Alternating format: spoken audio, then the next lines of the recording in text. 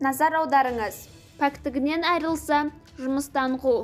Саламатсыздар ма, құрметті көрермендер?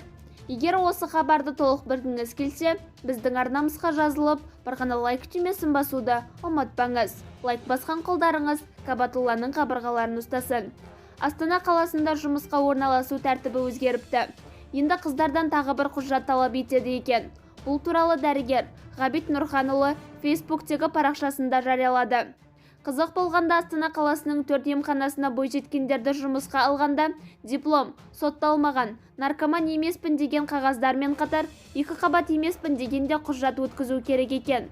Құжат болғанда экспресс-тест таяқшалары жарамайды екен. Міндетті түрде ХГЧ анализін тапсырып, мөрін қойдырып алып келу керек екен.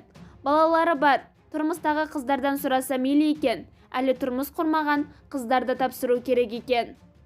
Еліміздің заңының қай бабында бұндай деп жазылған?